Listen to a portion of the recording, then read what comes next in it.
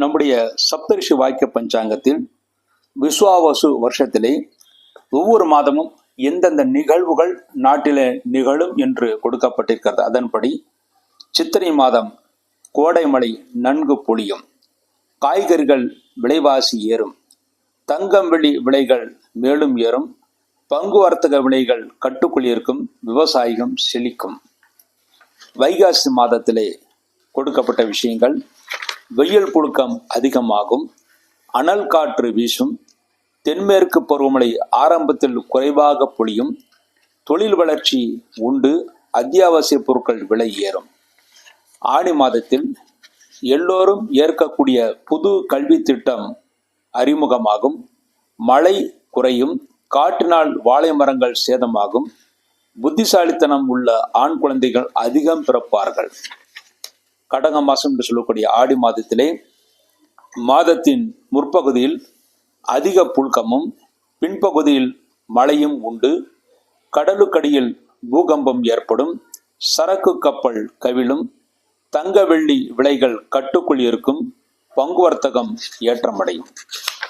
ஆவணி மாதத்தில் ஆரம்பத்திலே அதிக மழை பொழியும், வடநாட்டில் வெள்ள அபாயம் உண்டு, பங்கு வர்த்தகம் ஏற்றமடையும், கடல் சார்ந்த பிரதேசங்களில் வெள்ள அபாயம் உண்டு, கடலுக்கடியில் நிலநடுக்கம் ஏற்படும்.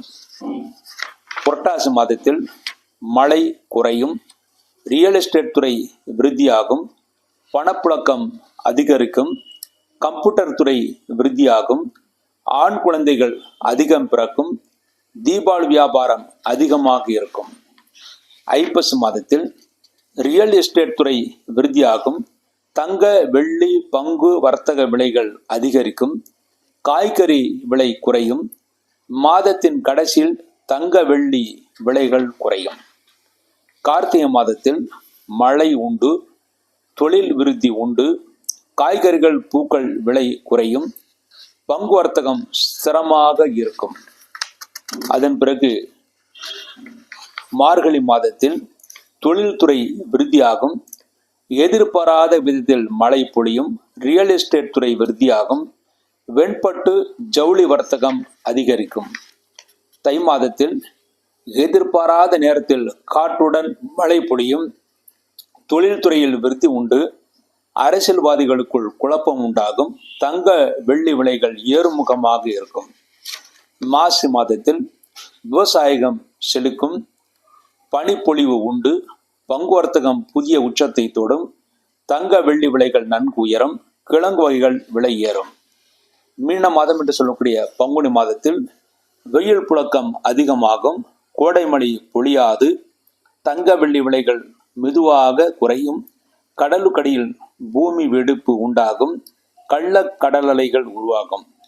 இவையெல்லாம் இந்த விசுவாசு அடுத்த வருடத்திலே என்ன நடக்கும் என்று கொடுக்கப்பட்டிருக்கிறது. சப்தரிஷி வாக்கிய பஞ்சாங்கத்தை வாங்குங்கள், பயனடையுங்கள். நன்றி, வணக்கம்.